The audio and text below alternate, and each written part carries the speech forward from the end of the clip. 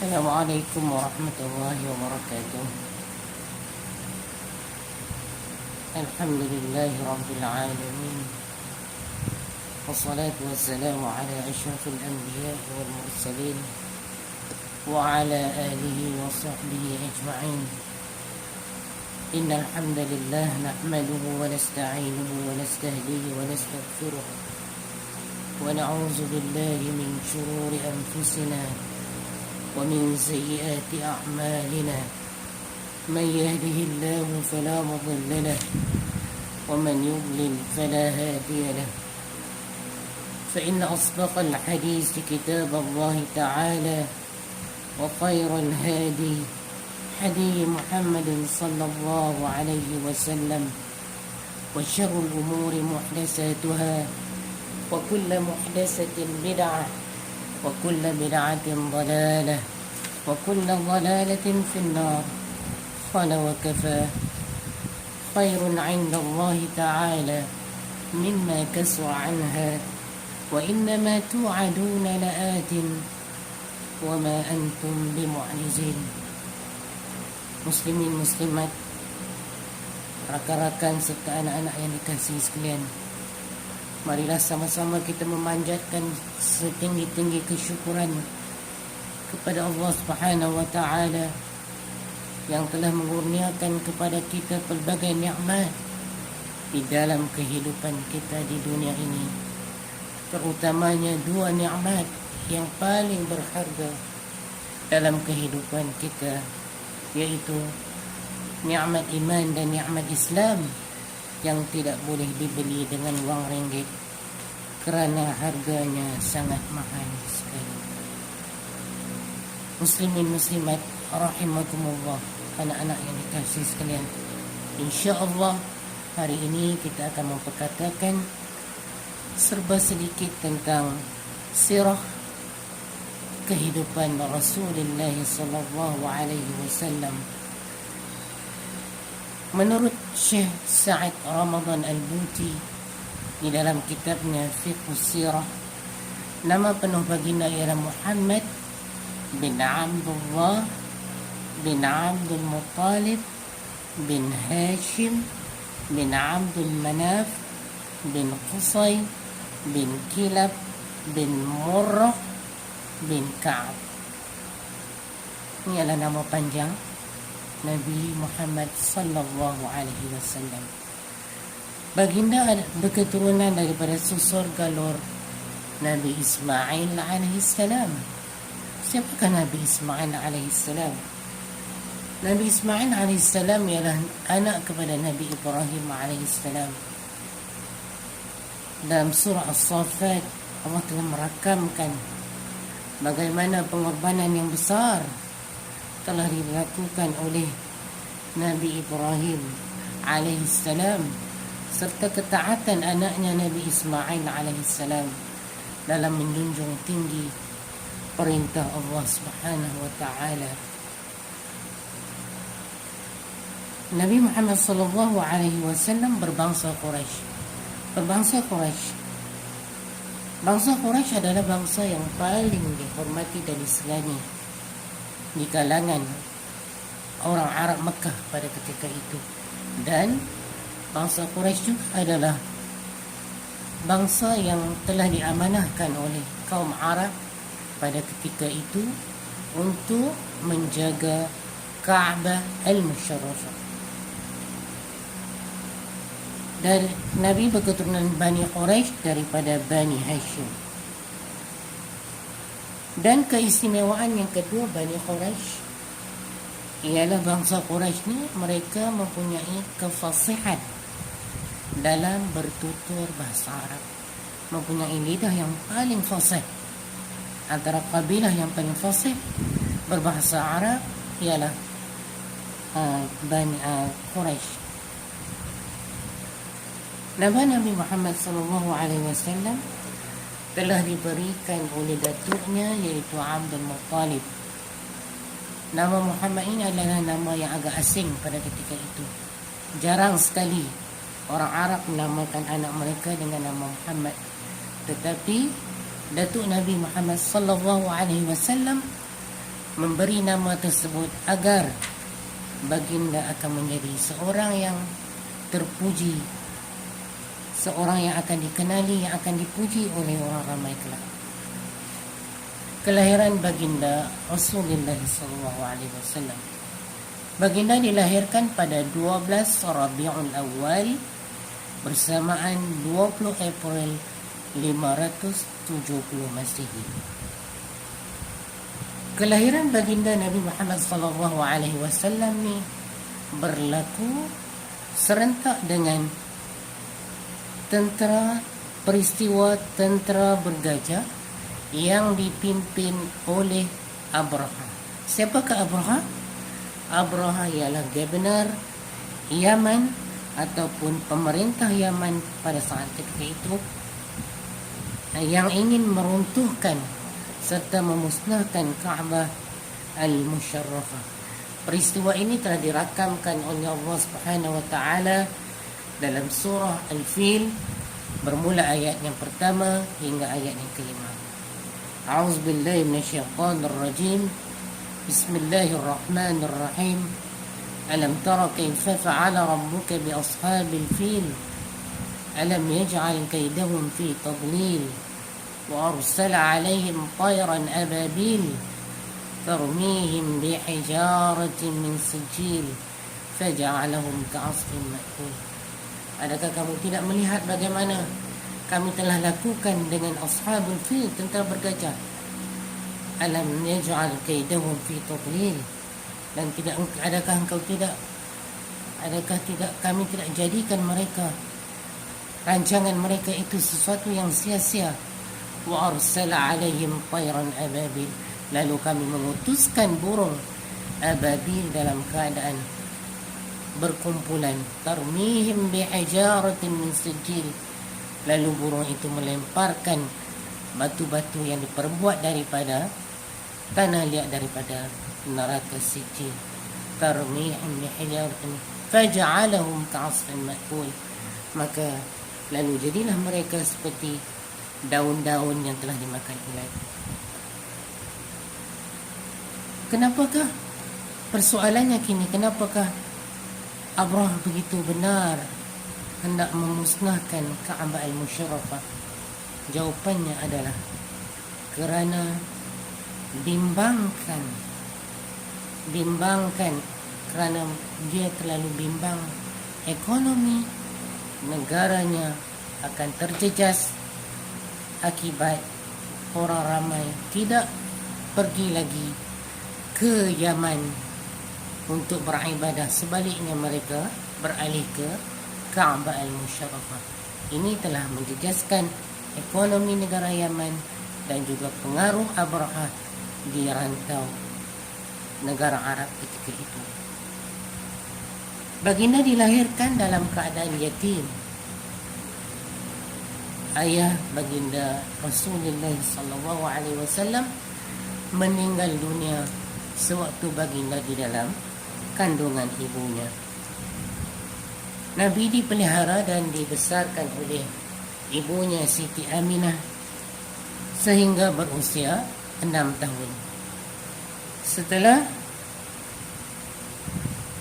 baginda berlaku kewafatan 6 tahun, ibunya membawa baginda menziarahi kubur ayahnya di satu tempat yang berhampiran di Madinah.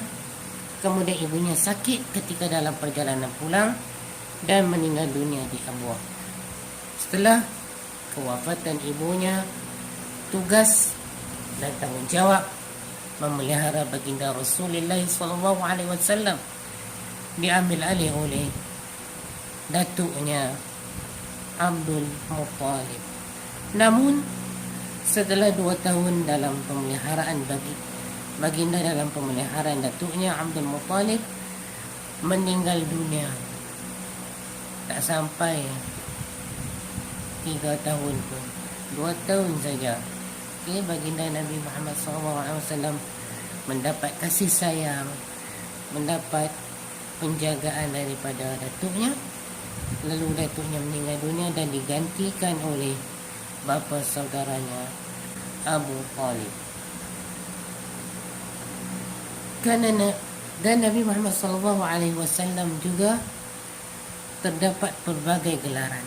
Imam Tirmizi dalam kitab Syama'il Muhammadiyah telah bersabda bahawa Rasulullah SAW bersabda, aku mempunyai beberapa nama, iaitu Muhammad, Ahmad, Al-Mahi, Al-Hashir dan Al-Aqib. Baginda juga terkenal dengan sifat Al-Amin di kalangan penduduk Makkah ketika itu kerana kepribadian Nabi Muhammad SAW yang dikenali sebagai seorang yang jujur dalam melakukan tugas dan amanah, dalam melakukan tanggungjawabnya. Dan Nabi Muhammad SAW juga sering menjadi rujukan masyarakat Arab apabila mereka ingin bermusafir, pergi musafir ataupun untuk keluar berniaga, keluar daripada Makkah Al-Mukarramah. Seterusnya kita tengok perkahwinan Nabi SAW. Kali pertama Rasulullah SAW berkahwin ialah dengan Khadijah Al-Khuwailid. Khadijah adalah seorang janda yang telah pernah berkahwin sebelum kahwin dengan Nabi Muhammad SAW, pernah berkahwin 2 kali dan memperoleh anak hasil daripada kedua perkahwinan tersebut. Kejujuran yang ada dalam diri Nabi Muhammad SAW, akhlak baginda yang begitu baik, yang sangat unggul, telah menarik minat Siti Khadijah untuk menjadikan Nabi Muhammad SAW sebagai suaminya. Ketika baginda berusia 25 tahun, Nabi Muhammad SAW berkahwin dengan Siti Khadijah, dan pada ketika itu Siti Khadijah berusia 40 tahun. Melalui perkahwinan bersama Khadijah binti Al-Khuwailid, baginda dikurniakan 6 cahaya mata, iaitu 6 cahaya mata, iaitu Al-Qasim, Abdullah, Zainab, Ruqayyah, Ummu Kulsum dan Fatimah.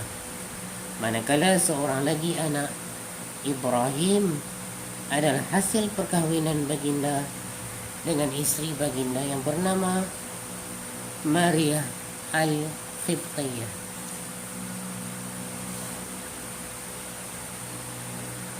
Setelah kewafatan Khadijah pada tahun ke-10 Hijrah, Nabi Muhammad SAW tidak pernah mengahwini mana-mana perempuan melainkan setelah kewafatan Khadijah binti Al-Khuwailid.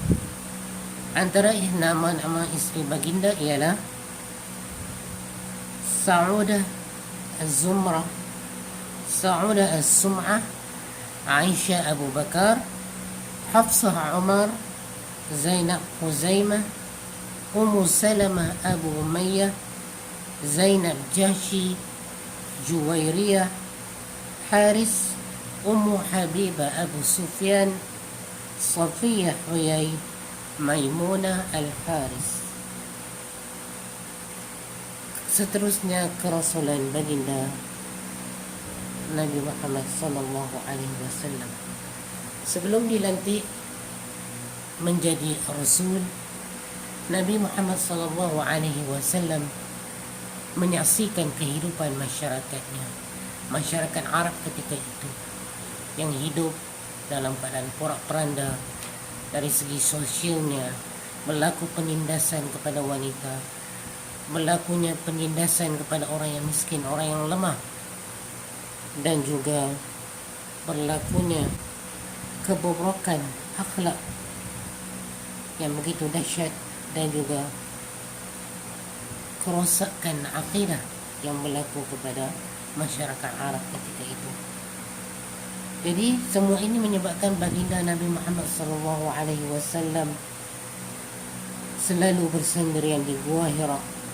Baginda akan berulang alik ke Gua Hira untuk tempoh beberapa hari untuk beribadah kepada Allah Subhanahu wa taala di dalam gua tersebut. Baginda mencari ketenangan di dalam gua tersebut, dan ianya berterusan sehinggalah baginda Nabi Muhammad sallallahu alaihi wasallam didatangi oleh malaikat Jibril alaihi salam yang membawa wahyu yang pertama daripada Allah Subhanahu wa taala.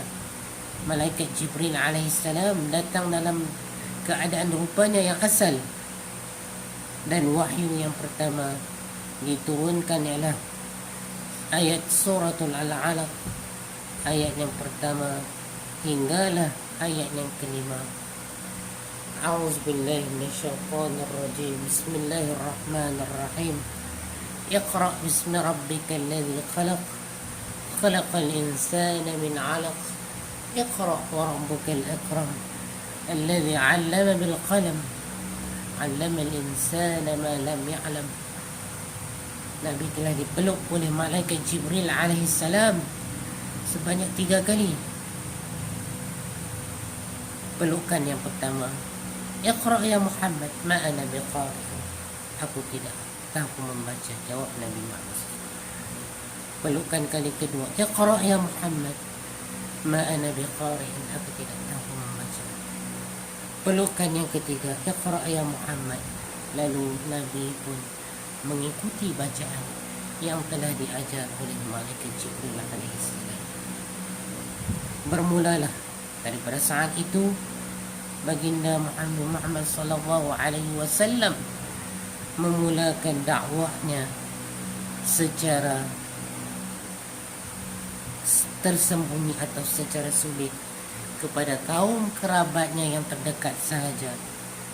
Dakwah baginda ini hanya diterima oleh golongan kanak-kanak, hamba fakir miskin sahaja. Antara sahabat baginda Rasulullah sallallahu alaihi wasallam yang terawal memeluk Islam ialah Ali bin Abi Talib, Abu Bakar As-Siddiq, Uthman bin Affan, Zubair Al-Awwam, dan beberapa orang lagi sahabat Rasulullah sallallahu alaihi wasallam.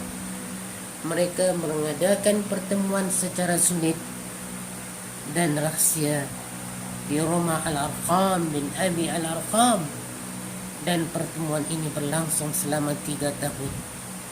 Setelah itu turunlah ayat yang memerintahkan Nabi Muhammad sallallahu alaihi wasallam agar menjalankan dakwah, menyampaikan dakwah kepada umatnya, kepada kaumnya secara terang-terangan. Bermulalah ujian dalam perjuangan Rasulullah sallallahu alaihi wasallam dan para sahabatnya radhiyallahu alaihim ajma'in. Mereka bukan saja dihalang, tetapi dipulau, dipukul dan dicederakan. Malah ada yang dibunuh dalam menyebarkan dakwah Allah Subhanahu wa taala. Seterusnya hijrah Rasulullah sallallahu alaihi wasallam.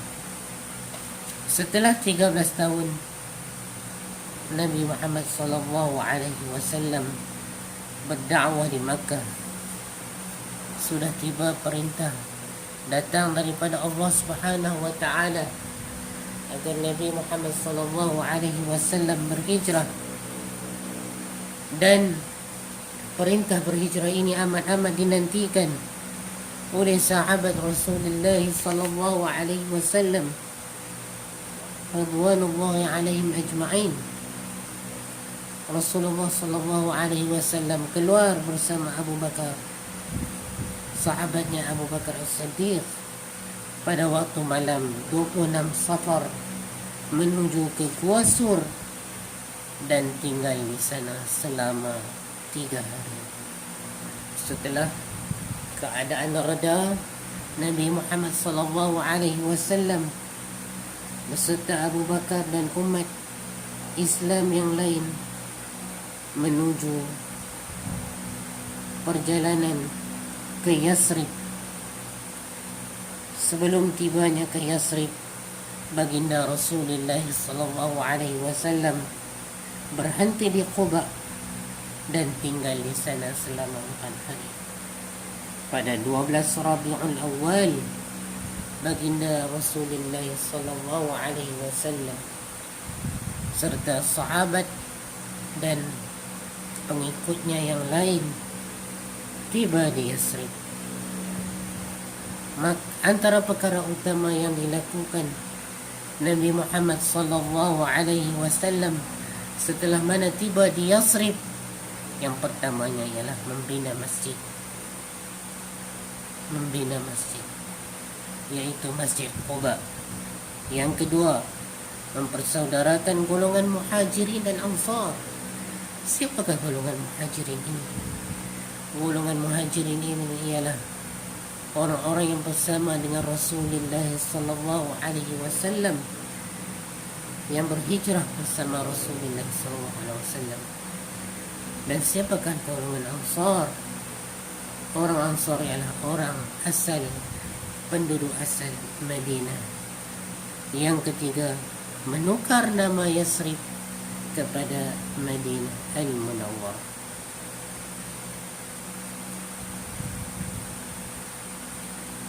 Kewafatan Rasulullah sallallahu alaihi wasallam.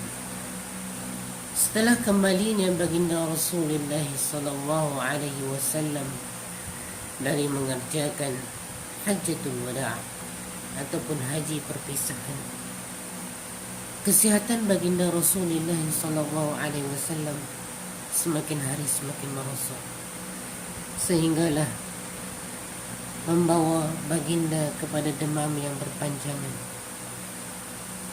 Pada Isnin bersamaan 12 Rabiul Awal, pada tanggal 12 Rabiul Awal tahun ke-11 Hijrah, baginda menghembuskan nafasnya yang terakhir dan meninggalkan alam ini buat selama-lamanya pada usia 63 tahun. Persoalannya kini adalah, Rasulullah sallallahu alaihi wasallam telah lama meninggalkan kita. Justru bagaimanakah kita hendak menzahirkan kasih dan sayang kita kepada Nabi Muhammad sallallahu alaihi wasallam, khatamil anbiya'i wal mursalin, penghulu segala nabi-nabi dan rasul, nabi yang terakhir diutuskan oleh Allah Subhanahu wa taala kepada umat manusia, yang mengeluarkan manusia daripada kegelapan kekufuran kepada cahaya dan iman. Bagaimanakah kita nak memupuk asas kasih, cinta dan sayang kepada Nabi Muhammad sallallahu alaihi wasallam yang telah banyak mengorbankan nyawa, harta serta segala-galanya untuk Islam dan umatnya.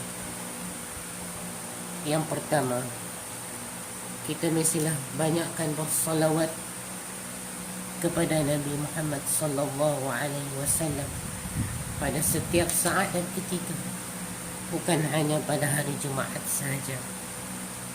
Bagaimana kita nak berselawat? Yang pertama, kita menyebut Allahumma salli ala Muhammad, Allahumma salli ala Muhammad, Allahumma salli ala Muhammad. Yang keduanya, lafaz yang kedua, lafaz selawat yang kedua, Allahumma salli ala Muhammad wa ala ali Muhammad, Allahumma salli ala Muhammad wa ala ali Muhammad. Ataupun kita boleh juga menambah lagi, Allahumma salli ala Muhammad wa ala ali Muhammad kama sallaita ala Ibrahim wa ala ali Ibrahim wa barik ala Muhammad وعلى آل محمد كما باركت على إبراهيم وعلى آل إبراهيم في العالمين إنك حميد مجيد. Yang kedua, bagaimanakah kita nak memupuk rasa kasih, sayang dan cinta kepada Rasulullah SAW? Ialah dengan melakukan segala sunnah, segala titah perintah Nabi Muhammad SAW dan meninggalkan segala larangan. Apa yang Nabi suruh kita buat, apa yang Nabi larang kita kena tinggalkan. Contohnya yang mudah, apabila kita nak makan, anak-anak sekalian, kita perlulah membaca Bismillahirrahmanirrahim. Makanlah dengan tangan kanan dan juga makanlah makanan yang berada di hadapan kita. Yang kedua, apalagi contohnya, memberi salam kepada orang yang kita kenal dan juga orang yang tidak kita kenal. Afshus salam. Yang ketiganya, sebelum kita melakukan sesuatu amalan, kita hendaklah berniat dahulu. Kerana Nabi Muhammad SAW bersabda, innamal a'malu binniyah. Sesungguhnya apa-apa amalan itu hendaklah dengan niat. Wa innama likulli imrin ma nawa. Dan setiap orang itu akan ditanya, akan dibalas, akan diganjarkan terhadap apa yang diniatkan. Yang ketiga, bagaimanakah kita nak memupuk rasa kasih, cinta dan sayang kepada Nabi Muhammad SAW dengan mengasihi orang yang Nabi Muhammad SAW sayang. Siapakah golongan-golongan yang Nabi Muhammad SAW amat sayang? Yang pertamanya ialah golongan al-ulama. Siapakah ulama? Ulama itu ialah orang yang meneruskan tugas dan peranan baginda Rasulullah SAW menyebar dakwah Rasulullah SAW, mengajak manusia kepada kebaikan dan melarang ataupun mencegah manusia daripada melakukan kemungkaran dan mengajak manusia bertakwa kepada Allah Subhanahu wa taala. Yang termasuk dalam golongan ulama ini ialah cikgu-cikgu. Kita perlu sayang, kasih dan menghormati guru-guru kita yang telah menyampaikan ilmu kepada kita anak-anak setiap hari, setiap waktu, sepanjang hidup kita. Pengorbanan guru ini amatlah besar dan sewajar dan sewajibnya kita kenang dan hargai dalam kehidupan kita. Kerana guru itu adalah warasatul anbiya, adalah pewaris nabi-nabi, orang yang menyambung dakwah, misi dan risalah, peranan Rasul-Rasul, yang menyambung peranan Rasul-Rasul dan juga Nabi, iaitu menyampaikan ilmu dan juga dakwah Islam kepada manusia sekalian. Sebelum kita menutup bicara kita pada petang ini, pada hari ini, marilah kita sama-sama berselawat kepada Nabi Muhammad SAW sebagai tanda cinta, kasih dan sayang kita kepada Nabi Muhammad SAW. Sallallahu ala Muhammad sallallahu alaihi wasallam. Sallallahu ala Muhammad sallallahu alaihi wasallam. Allahumma salli ala Muhammad wa ala ali Muhammad. Sekian Assalamualaikum warahmatullahi wabarakatuh.